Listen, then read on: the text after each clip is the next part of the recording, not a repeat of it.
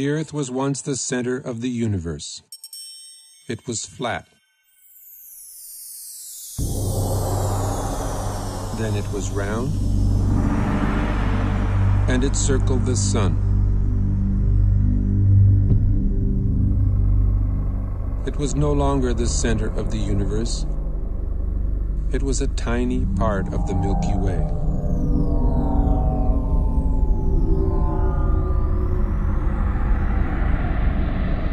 The Milky Way was the only galaxy, except it wasn't. It was only one of billions of galaxies floating in space without end.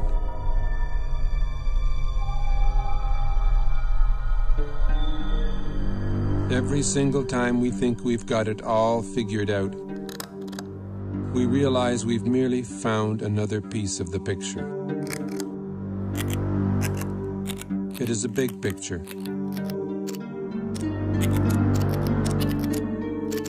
With many pieces.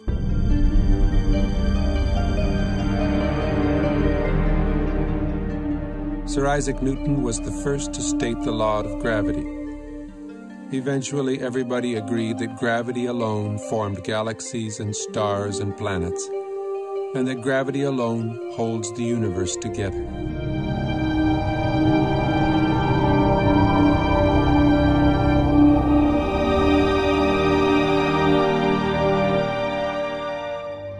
Then we discovered a force 1,000 billion times more powerful than gravity.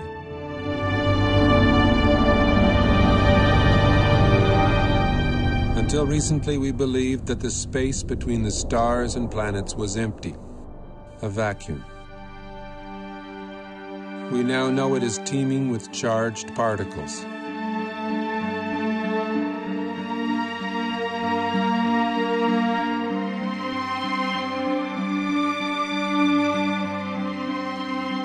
We see glowing electric filaments spanning millions of light years. We see stellar and galactic formations shaped by magnetic fields.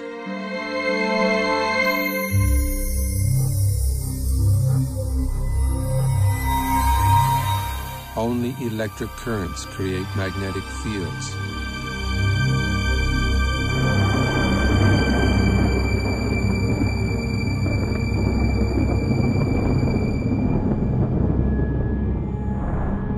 It is possible that the predominant force in the universe is not gravity, but something else.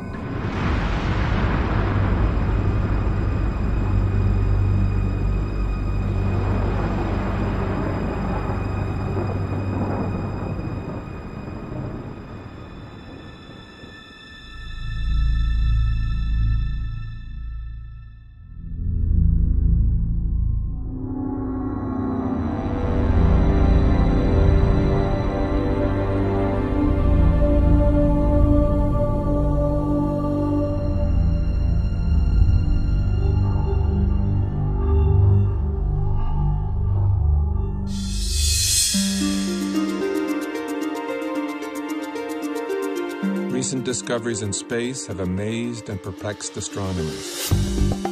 Current popular theories in the sciences can neither predict nor explain the phenomena we are now observing.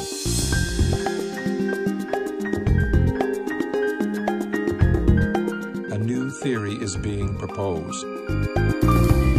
A theory which can both predict and explain the data coming back from deep space. Its implications are profound and affect all the scientific disciplines. It is in fact a synthesis of the disciplines. A synthesis which has already led to discoveries that link modern astronomy, leading-edge plasma physics, and ancient mythology.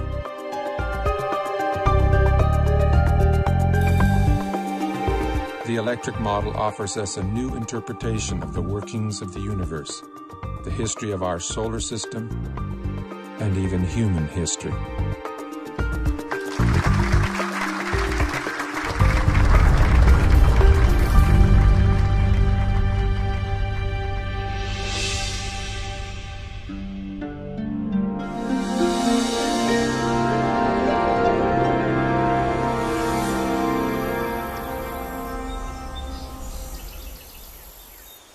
The rise of science was a triumph over mythology, over magic and superstition.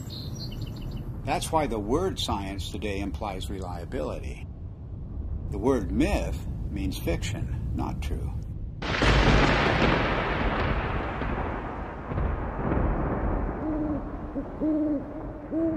And it turns out that the key to understanding the myths is the same key that is now helping us to understand objects in deep space,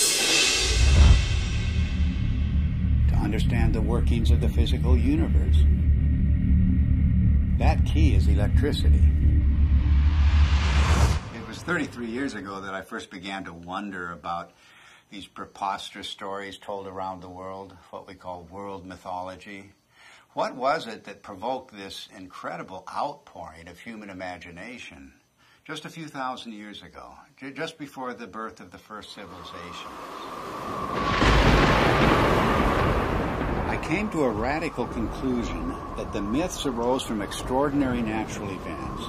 Our early ancestors witnessed things in the sky that are not seen today. The events were awe-inspiring, both beautiful and terrifying. So it shouldn't surprise us that the myths are so incomprehensible. Well, of course they're incomprehensible. The celestial references are no longer present. It was in 1994 that I was invited to come to the US to attend a conference which was dealing with the possibility that the ancient sky, as witnessed by our earliest forebears, was different to the one we see today. I'd been interested in this kind of idea because it could only be explained in terms of electromagnetic influences within the solar system. So it came as a bit of a shock and a surprise to see David Talbot showing slides at one of the sessions at the conference, which I recognized immediately as being similar to those of electric discharges in the laboratory.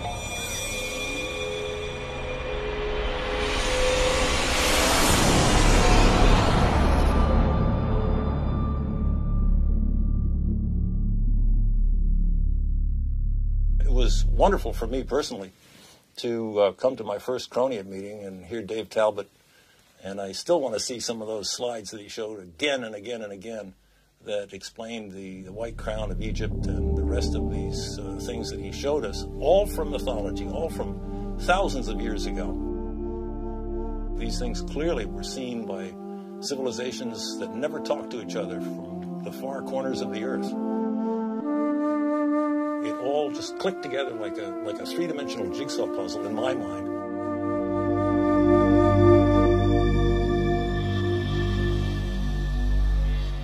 A breakthrough for me came when I realized that many different cultures spread around the world use different words, different symbols, different myths to describe precisely the same formations in the sky.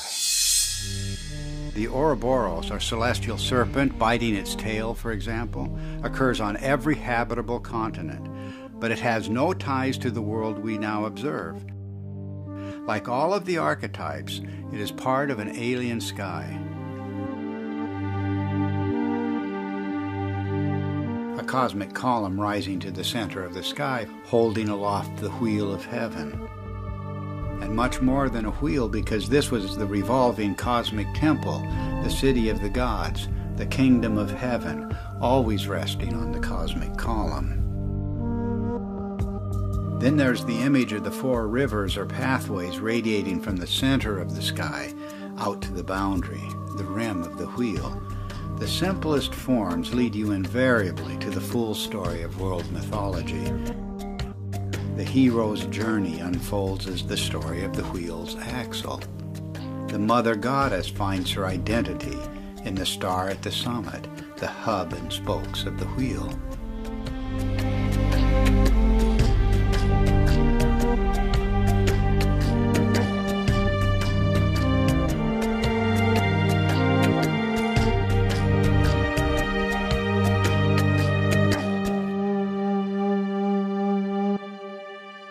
From childhood on, I've always had a deep interest in mythology, and I remember that as a child I was trying to draw up genealogies of the gods as provided in Greek mythology, and I soon found out that it didn't work, nor did anything else in mythology seem to work.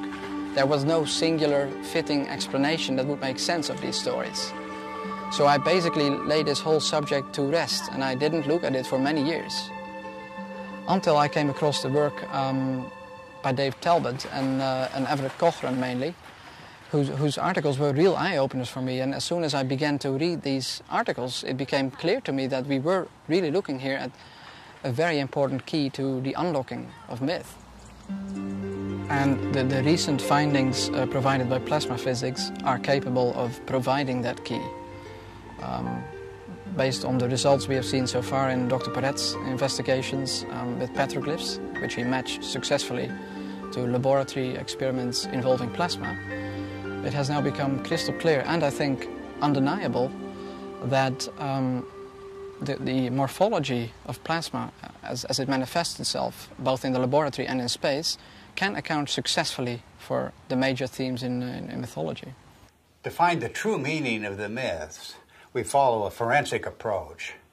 The purpose is to expose the points of agreement between the different cultures, because here at the level of the archetypes, everything is unified. There are no isolated themes of myth at the level of the substructure. This is like a holograph. Follow one archetype and its links to other archetypes, and you will find one story told around the world.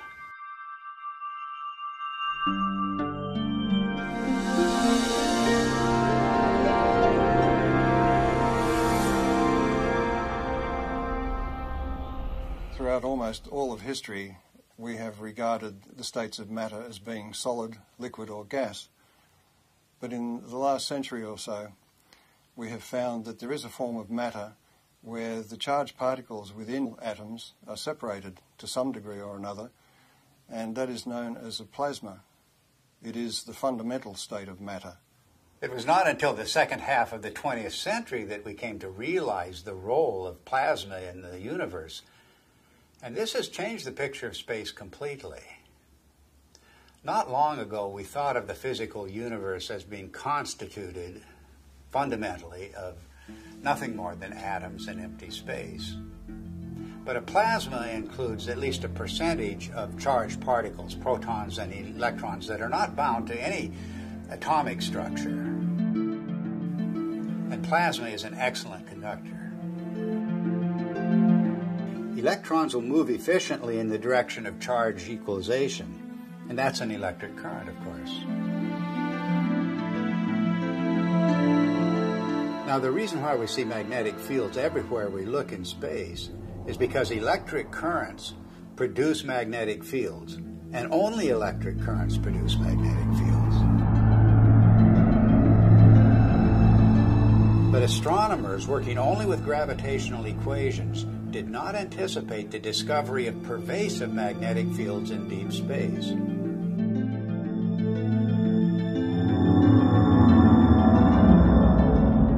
Electric currents also account for the abundant filamentation of space plasma. First, the electric currents produce the magnetic fields. Then these fields confine the electron flow to narrow paths. Such current paths, or filaments, are called Birkeland currents, named after the pioneer Christian Birkeland. They are typically braided just like the twisted wires of transmission lines on Earth. Well, that's their role in space, to conduct electricity across vast distances, creating the astonishing structures we observe in every direction. None of these structures were anticipated by gravitational theory, and none are indicated by the behavior of neutral gases in a vacuum. In any theory of the universe, plasma is extremely important because it has been found since the space age that it makes up 99.99% of the visible universe. So our inexperience with it on the Earth's surface is rather crippling when it comes to trying to decide on a cosmology to explain the visible universe.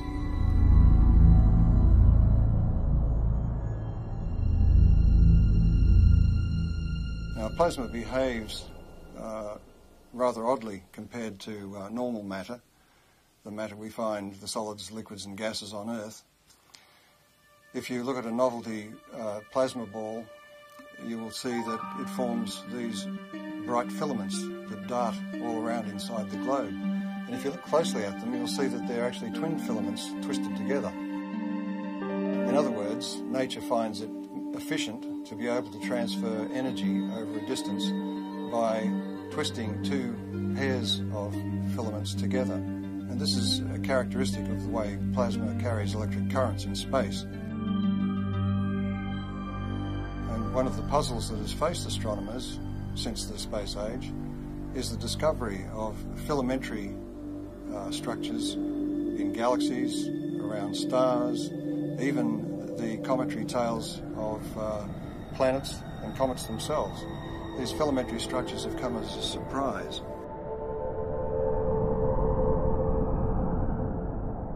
We now have plasma physicists who are doing important experiments in laboratories around the world, and one of the virtues of plasma experiments is that they can be scaled over an enormous number of magnitudes. In other words, a discharge phenomenon that may be seen in the laboratory that occupies only a few centimetres can be scaled up to the size of a galaxy, and you will see the same structures.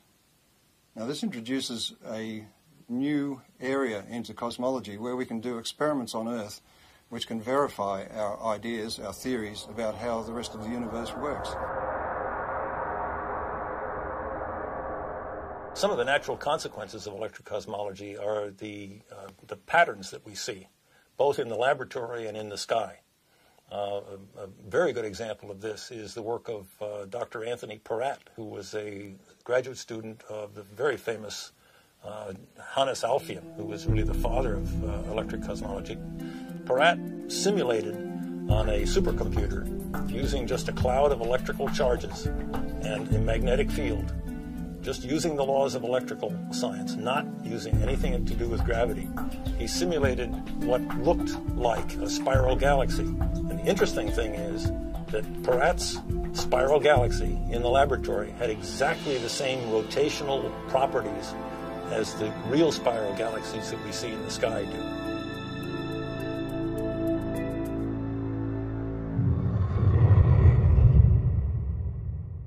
Plasma was named by Irving Langmuir because of its lifelike qualities. In other words, the similarity to blood plasma gave rise to the term plasma now used in the sciences. Well, this has incredible meaning for us because of the nature of the metamorphosing. The god who is now an eagle, now a serpent or dragon, now a leonine figure with long flowing hair. These figures take on a whole new meaning when we can interpret them with the benefit of plasma science.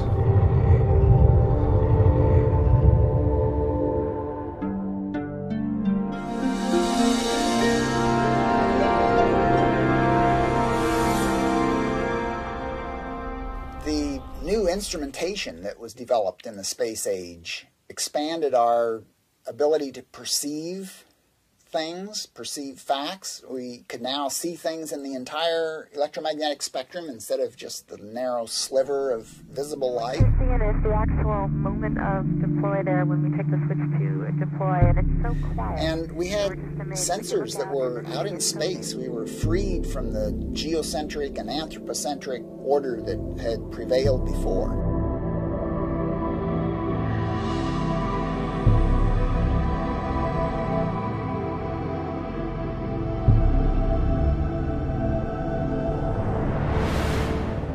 We've got a whole new universe, and the theoreticians are still trying to look at it through, a friend of mine says they're peering through the wrong end of the telescope and telling us what they imagine they see.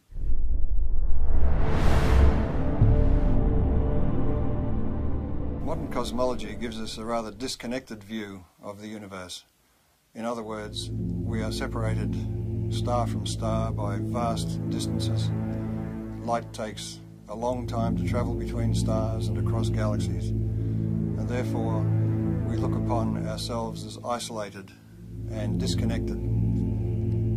The electric universe takes a different view. It says that we are part of the Sun's environment, electrical environment, and the Sun is a part of the galactic environment. And the galaxy itself is strung, like all galaxies, on huge electric currents flowing through the universe.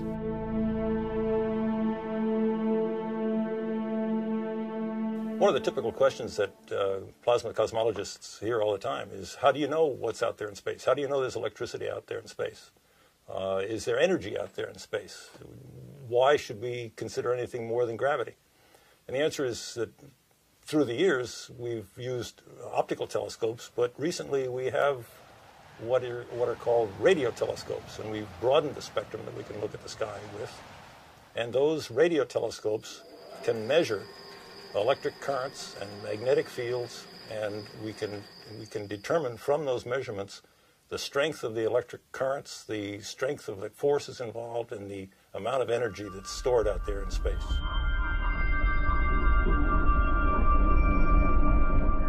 The two major pillars of modern cosmology are based on the theories of relativity and quantum theory, and yet, as Einstein himself noted, the two are incompatible. And that may be because the theories of relativity deal with matter as if its only consequence is the bending of space. The electric universe, on the other hand, deals with the electrical structure of matter at the subatomic level and then works its way up through living systems, if you like, planets, stars, galaxies, and the entire universe, and shows that it is the electrical structure of matter that forms the amazing shapes we see in deep space.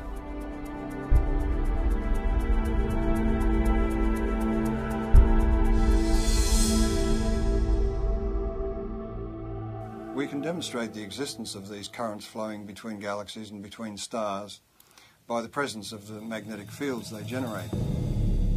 Magnetic fields are threaded through space at all dimensions, within the solar system, on the surface of the Sun, between stars, and within galaxies, and even between galaxies. Now, a magnetic field can only be generated by electric currents.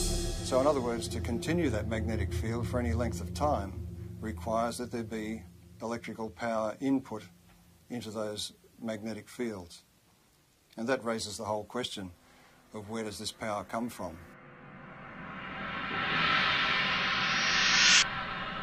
Modern cosmology is highly mathematical. In fact, we were joking before about the idea that the only people who understand cosmology are professional cosmologists. The basis of cosmology, really, if you hunt for it, lies in Einsteinian relativistic mechanics. And when Einstein promulgated his ideas, he totally and completely ignored anything electrical. And so the modern cosmology, with all of its ideas of omega and expanding universe and inflation theory and the Big Bang and all the rest of it, are predicated on a foundation which ignores almost half of man's knowledge about the way the universe works, which is electricity. It may sound like I'm dismissing Einstein and his theories of relativity out of hand, but we have to give Einstein credit for his integrity in pointing out that his theory did not meet his requirements, and that is that his theory had to be tied back to some form of reality. And there is no explanation as to why matter should curve space to give the effect of gravity. He felt that quantum theory, being a probabilistic theory, divorced cause and effect. And this is one of the things you cannot do in physics, is divorce cause and effect. Otherwise, you might as well give up and get a real job. But this is a puzzle that dogged Einstein through his later years, to the point that his followers tended to go off and use his geometrical explanations to conjure up things like black holes and neutron stars and so on, and the expansion of the universe and the Big Bang, without referring back to Einstein, who, with great integrity, said he wasn't satisfied with his explanation.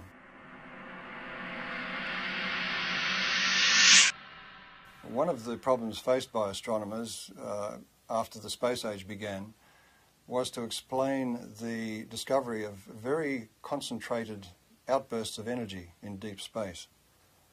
And that meant for them, since gravity is the only driving force available to them, that they required an infinite concentration of mass, because gravity is an infinitely weak force.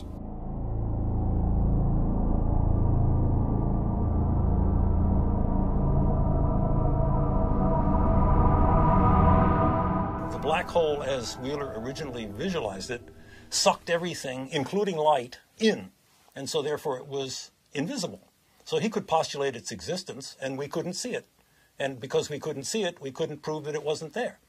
Later on, in order to explain these fantastic emissions of energy from galaxies, it was proposed, and I believe it was Stephen Hawking who did it, that there were various types of black holes, some of which actually then spat matter back out again in jets. Because, why? Because we had observed jets. In the electrical model, it's quite simple.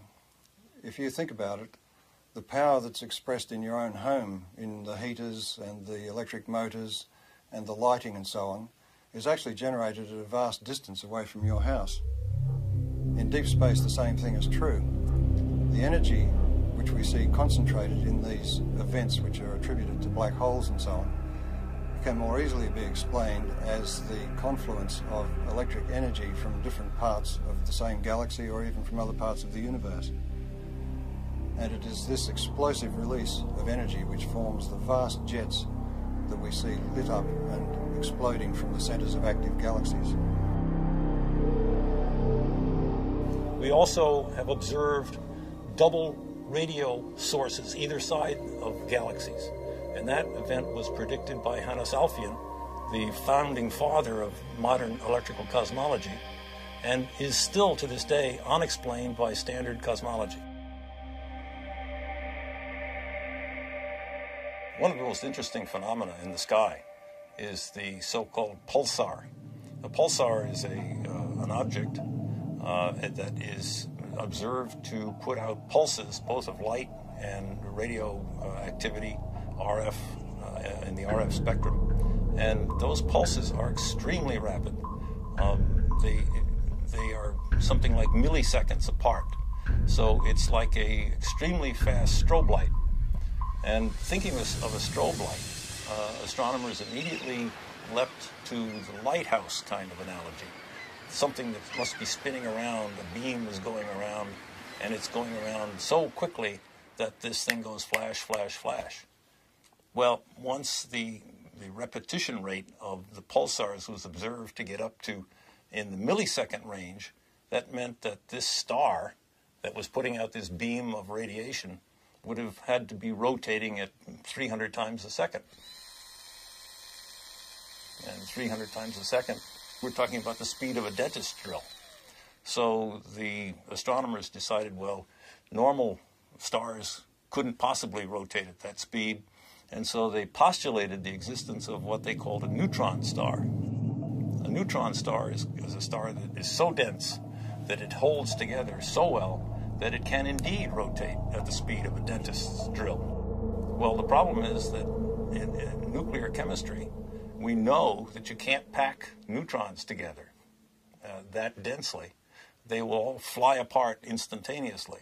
There's a principle called the island of stability in nuclear chemistry that absolutely prevents that. So here again we have the standard astronomers or astrophysicists going directly against another well-developed science. In the electrical model, however, there's a very simple explanation for pulsars. Everybody is familiar with the idea that the pulses can travel back and forth on electrical transmission lines. Such uncontrolled pulses, for example, were responsible for the famous Northeast blackouts. A similar effect can occur between two binary stars connected by a plasma. The two binary stars act like capacitors that store charge. And if you reduce that in size to something you can produce in the laboratory, you can produce it in the laboratory, and it's called a relaxation oscillator. And electrical engineers use it and have used it for decades. The idea of producing pulses every few milliseconds is a sophomore level experiment in an electrical engineering laboratory. It doesn't require neutronium, strange matter, or any other fictitious device. All it requires is two capacitors, a battery, and a nonlinear resistor. And we maintain that that's exactly what a binary pair of stars connected by a plasma field presents.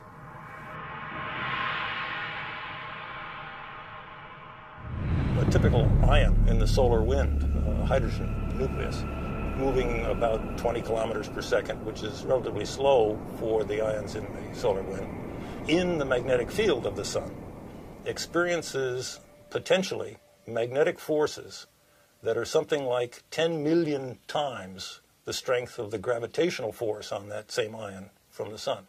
An interesting demonstration that illustrates very readily the relative strength of magnetic force and gravitational force is the simple idea of a ball bearing sitting on a wooden table. The entire mass of the Earth is pulling downward on that little ball bearing, and that's what prevents it from flying out into space. But a child can come along with a little horseshoe magnet and click, pick that ball bearing up instantly. The space age presents us with an interesting paradox.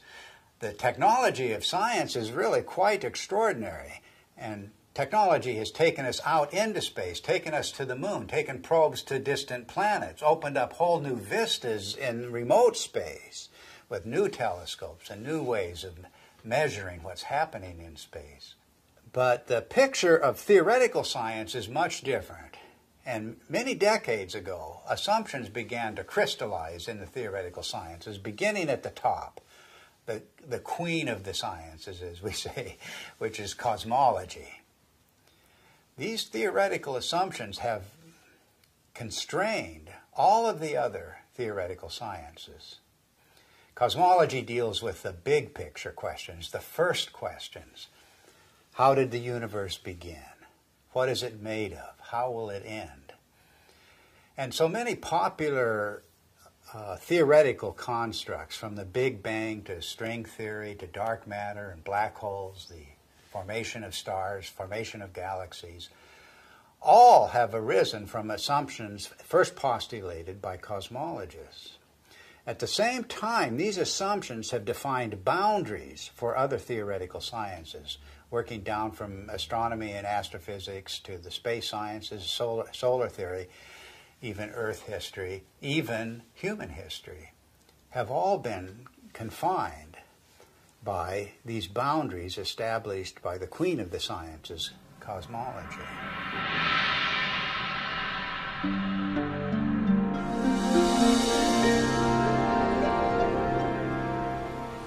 The sun just dominates our sky as the source of light and warmth and life itself on Earth. And this preeminence of the sun is so clear and obvious that it remains a mystery why virtually every ancient culture insisted that before the present sun there was a quite different luminary ruling the sky.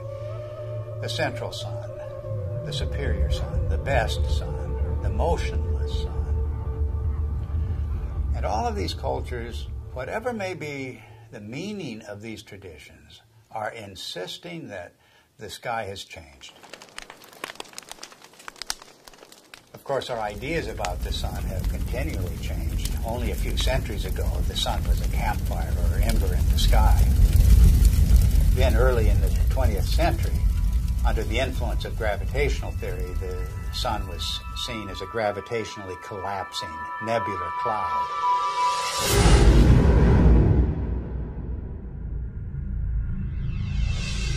In the atomic age, astronomers began to visualize the sun in terms of a nuclear furnace hidden at its core. But now we're in the age of plasma science, with discoveries of the electric currents in space. And it's inconceivable that these discoveries would not change the picture of the sun again. Plasma cosmologists have been able to demonstrate experimentally and also in the supercomputer that galaxies are an electrical phenomenon, which raises the question about stars, and in particular our own sun, which is the closest star to the Earth, of course. Any theory of the sun has to explain how it could continue to burn for billions of years and also explain its present size. based on its known mass. And of course, as soon as nuclear energy was discovered, it was grasped immediately as the energy source of the sun. But all of that assumes that the sun is disconnected and an isolated body, and that it must consume itself over its lifetime to provide the heat and light that we receive from it.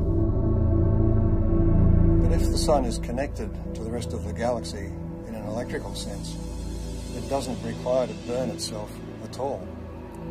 And the energy that we receive is actually being received from the galaxy, and the sun is acting as a focus for that energy.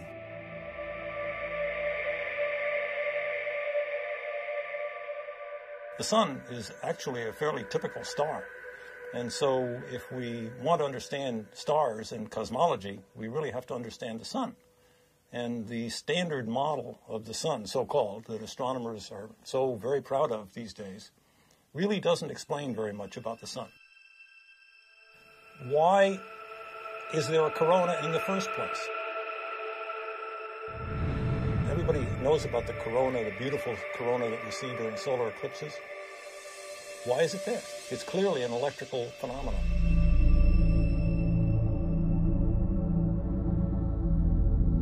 One of the greatest puzzles about the sun has been, with a surface temperature of 6,000 degrees, high above that surface we have temperatures of millions of degrees. And the question has been, how do we get the energy from the center of the sun somehow past that surface to heat the upper atmosphere of the sun to millions of degrees? In the electric model, you don't have that problem, because if the energy is arriving from outside the sun,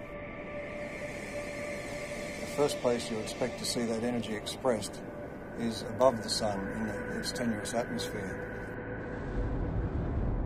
And that is the place where particle acceleration occurs, and the apparent temperature goes very high indeed, up into the millions of degrees.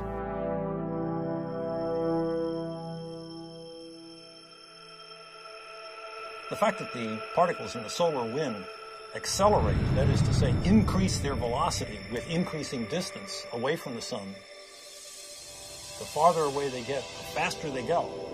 And the fact that those particles are indeed charged particles leads me, as an electrical engineer, to come to the immediate conclusion that this is an electrical process. In the solar model, think of the sun as being a positive anode, very high voltage body that obviously would emanate an electric field. And if you put a charged particle in an electric field, it will accelerate.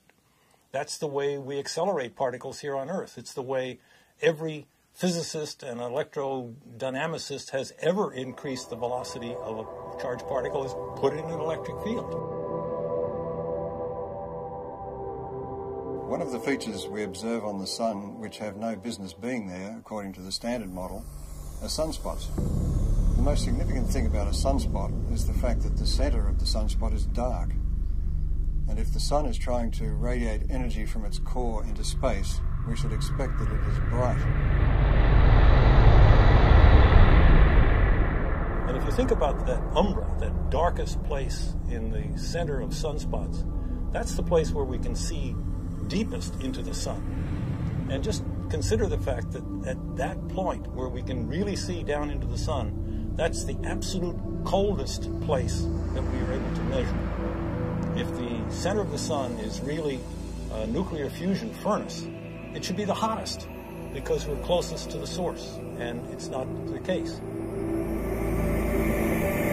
If you ask any astronomer, why are there sunspots, why are the umbra dark, they will blame it on some sort of warped, twisted magnetic fields. They will say that it has to do with the solar dynamo, all of which lurk unseen like a big genie somewhere below the surface. These phenomena are only to be expected if the sun is electrical in nature. Astrophysicists make the claim that the solar fusion model has indeed been tested in the laboratory, and nothing really is further from the truth. Although each of the steps involved in the hydrogen to helium fusion reaction have indeed been verified experimentally, the overall experiment, the overall reaction, has never been produced in a continuous laboratory experiment. Continuous hydrogen to helium fusion has not been attained in the lab. The strength, in fact, of the electric cosmology is that indeed all of the mechanisms that the electrical people talk about have indeed been verified over decades, in fact, at least a century, in the laboratory. The plasma scaling is well known, and plasma and electrical experiments have verified every step of the way.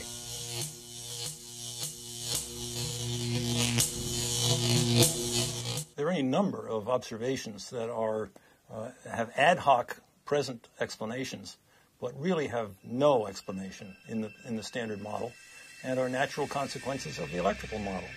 For example, heavy elements, the solar spectrum, the neutrino deficiency, the neutrino variability, solar atmosphere, differential rotation by latitude, differential rotation by depth, equatorial plasma torus, sunspots, sunspot migration, the sunspot penumbra, and the sunspot cycle itself. Magnetic field strength, the even magnetic field, helioseismology, the solar density, and the changing size. All of the observations that in that list are natural consequences of the electrical sun model. Standard astronomers tend to pass them off as being inconsequential difficulties that will eventually someday be solved. I maintain, and so do our colleagues here, that these are not inconsequential, but are rather death blows to the solar fusion model, because they are important. They're not secondary. They're primary falsifying observations for that failed nuclear fusion model. What I find so fascinating about the electric model of the sun is not just that it's a challenge to long-standing theory, but that it opens the door to the ancient world, to an electric sky. The electromagnetic phenomena that we now observe on the surface of the sun and in the vicinity of the sun are direct pointers backwards to the plasma formations that were seen above the ancient sky worshippers.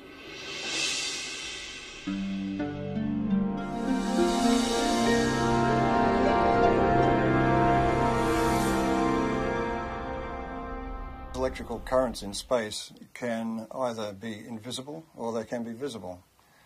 If they're very diffuse, in other words, there's very little energy per cubic meter, they will be invisible. But where that energy becomes concentrated, it will begin to glow. And we see this kind of thing in the ion tails of comets, for instance. Where the energy becomes very concentrated, we begin to see arcs and sparks, if you like. Electrical discharge phenomena.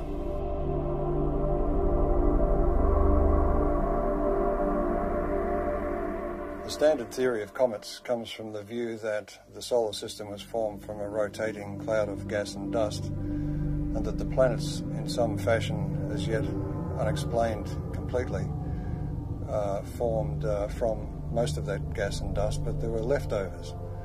And the leftovers are beyond sight, outside the solar system, in a hypothetical Oort cloud, as it's called. We have no observational evidence for such a cloud. The electric universe model of comets is that they are actually parts of well-differentiated planetary bodies that have in the past suffered from electrical plasma discharge machining, and that some of the surface material has been lofted into space, so it is expected to be rocky.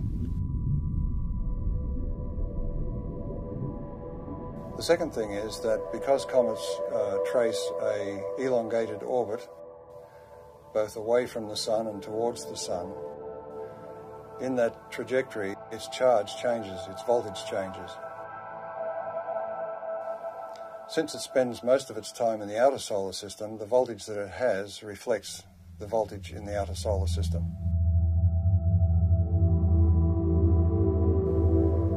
But as it hurtles towards the sun, as it enters towards the Earth's orbit, the voltage is changing rapidly, and the comet has to respond to that by beginning to discharge.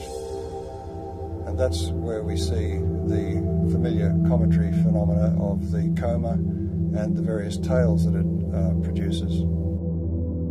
This creates a very distinct difference between the two models, the standard model of a comet, which is supposed to be dust and ice left over from the formation of the solar system, and the electrical model, which says that a comet is an electrical body which begins to discharge as it enters the inner solar system.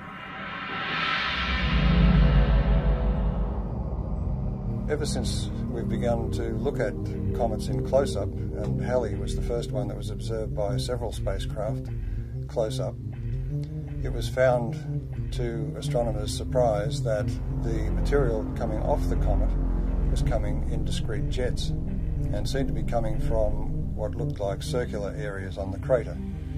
But the imagery wasn't sufficiently sharp to be able to tell exactly what was going on. This required the standard model to come up with an idea that maybe the surface of the comet is coated in black tarry substance or something which was preventing the material from just evaporating from the surface and forming jets as it burst through the surface.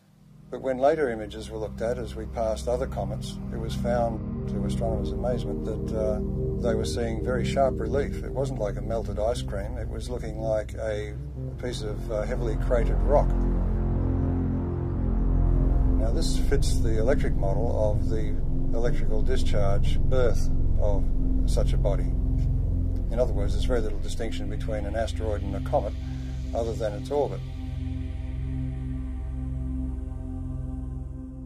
It was in this context that I looked at Comet Tempel 1, which was chosen as the target for an impact. And the idea was that the impact would create a small crater which could then be photographed by the passing spacecraft, and we could determine whether the material was ice or dust or rock based on the size of the impact crater. It seemed to me that if this comet was a charged body, there would be several other effects that were unexpected. Principally, as a metal copper object approached the comet, there should be an electric discharge to that copper projectile. In other words, there would be an initial flash, and then there would be the impact itself. And the impact, I suggested, would be far more energetic than was expected, because it would tend to concentrate the electrical discharge in the area of the impact, and also it may change the nature of the jets nearby. So it was with great interest I awaited the results of the impact and watched it on television. Before the impact, the astronomers in the assembled control room were worried that they wouldn't see anything, that the impact would result in a very small puff of dust, and that would be the end of it. So when the impact occurred, they were surprised by two things. One was that there was an initial flash, followed by the main impact, which was so energetic that some of the sensors were almost swamped, and the passing spacecraft was unable to achieve its primary aim, which was to photograph the crater. A part of the surprising brightness of the dust released from the impact with Comet Tempel 1 was due to the fact that it was so intense and so widespread. And one of the initial findings was that it seems to be very finely divided dust. Now this is the same thing that was found at Comet Halley, and it was a surprise then, so it's rather surprising that they are surprised once more. The point is that an electrical discharge on the surface will release material, dusty material, very finely divided. It's a technique that's used in sputtering of metals onto, for instance, astronomical mirrors. So this production of very fine dust is to be expected in the electrical model. But in the standard model, you are asking ices to evaporate or to sublimate, and in doing so to drive off pre-existing dust grains. So there's no way that the dust can be finely divided. It will be in its pristine state. So the production of this great cloud of very fine dust is rather inexplicable in the standard model. The electrical model of comets was driven for several people by Velikovsky's challenge that the solar system had electromagnetic forces to be taken into account. And one of the early pioneers in addressing this issue of are comets an electrical phenomenon was Ralph Jurgens. When he proposed the electrical model of the Sun, it implied that all bodies in the solar system must have, to some degree, a cometary appearance or a cometary effect associated with them.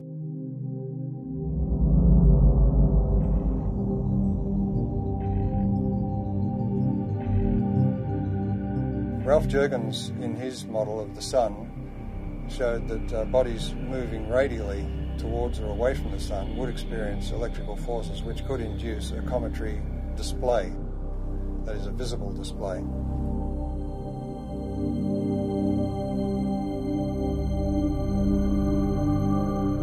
Also working in later years with Ralph Jurgens was Dr. Earl Milton, and he made some predictions and statements about the impact of Comet Shoemaker-Levy 9 fragments with Jupiter.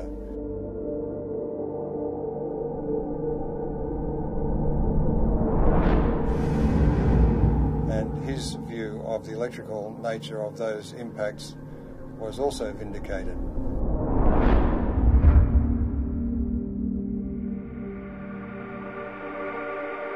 In the electrical model of the solar system, anybody moving away from or towards the Sun at any great rate, for example like a comet, will experience electrical effects which result in a cometary appearance, and that could apply to a planet.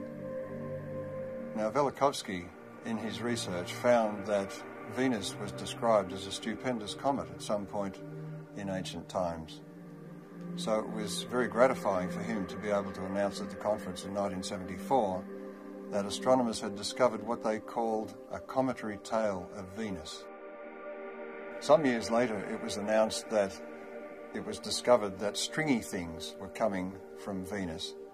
And of course, this was confirmation to the electrical model because plasma currents flow in strings. This discovery of a cometary aspect of Venus raises the issue of the intense heat we find on Venus. That intense heat is not well explained at all by any idea that the planet is somehow a twin of the Earth's. It raises the distinct possibility that Venus has had a far more dynamic history than we've been taught.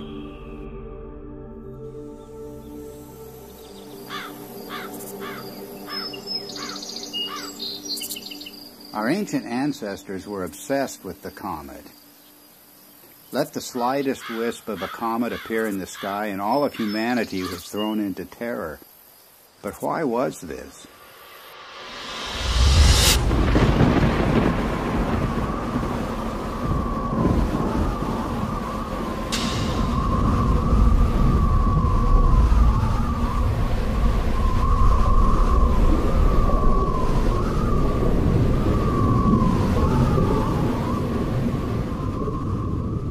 It was cosmic catastrophe that inspired the ancient words and phrases for the comet. The comet was the torch of the sky, the sword hanging over the world, the spiraling serpent or dragon, the spiraling sidelock or ribbon.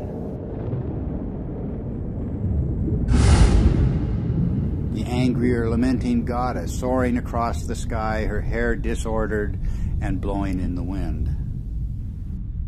Anyone exploring the roots of the ancient comet fears is going to run into the work of Immanuel Velikovsky, the controversial theorist who suggested that, well, there's a reason for the fears of comets around the world.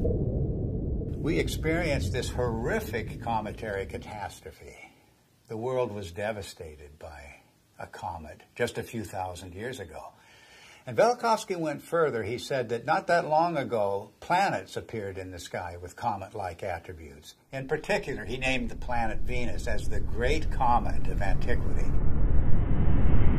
Both Walt Thornhill and I disagreed with many components of Velikovsky's reconstruction, but we also felt that Velikovsky had nailed certain principles that can help us to understand the early cultures. In particular, Velikovsky was correct in naming the planet Venus as the Great Comet.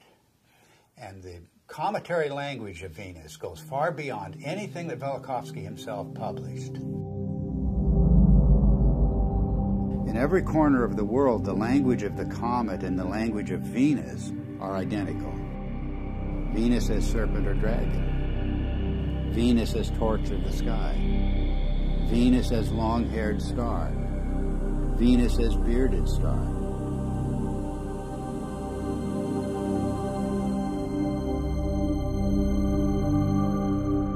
The Sumerian goddess Inanna was identified as Venus. She was the Lady of Life. But in her terrible aspect, she became a dragon-like flame in the sky.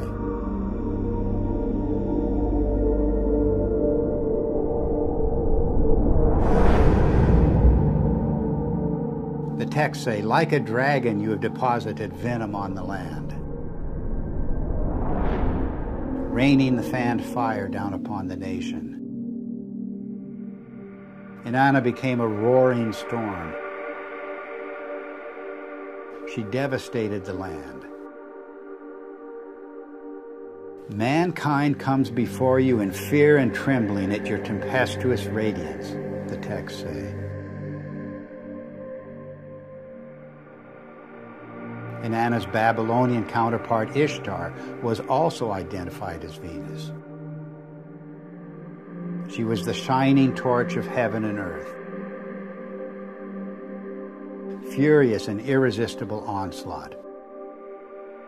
I rain down like flames, the goddess announces. The Egyptian goddess Sekhmet has the same attributes. She takes the form of the fiery Uraeus serpent.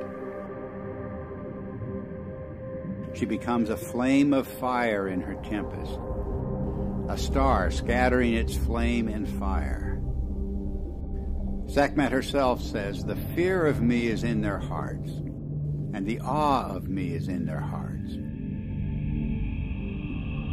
No one at all can approach her, the coffin texts say. The streams behind her are flames of fire.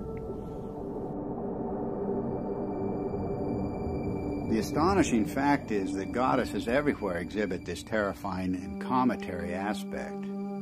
The Canaanite Inat, the Hindu Kali and Durga, the Greek Aphrodite, Athena, Medusa,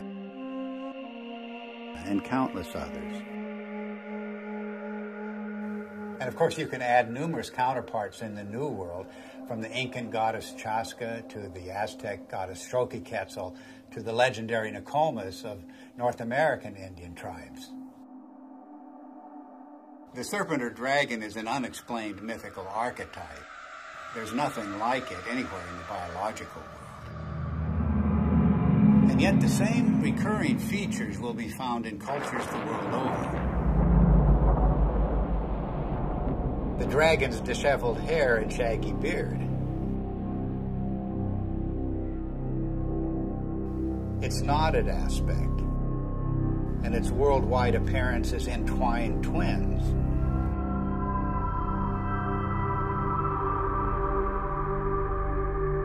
Its fiery or lightning-like emanations, and its effusive feathers.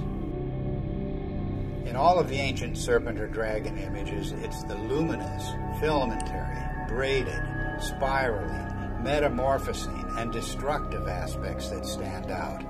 The very traits of high-energy plasma discharge. The attributes of these mythic monsters remain unexplained only until we see the hairy and feathery attributes of the electric arc in the laboratory. We see precisely the same thing in enhanced images of the comet's tail. And we see the same thing in the comet-like discharges of distant nebulas. Gases in a vacuum don't behave this way, but electrified plasma does.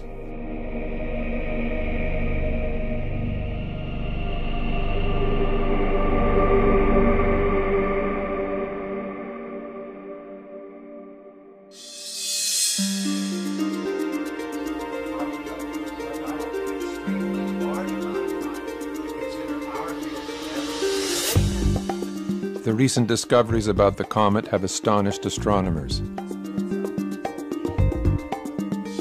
Extreme ultraviolet light, X-rays, supersonic jets, sharply etched surface relief, and cometary nuclei fragmenting explosively.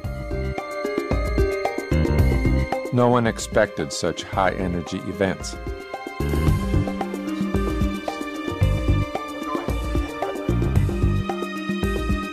The electric model proposes that the comet is a charged object moving through an electric field. This would explain these phenomena. But what is creating the electric field?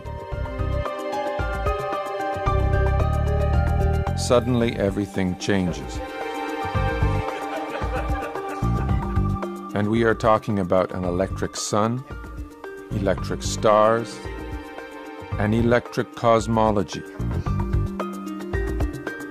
and a whole new way of looking at how the universe works.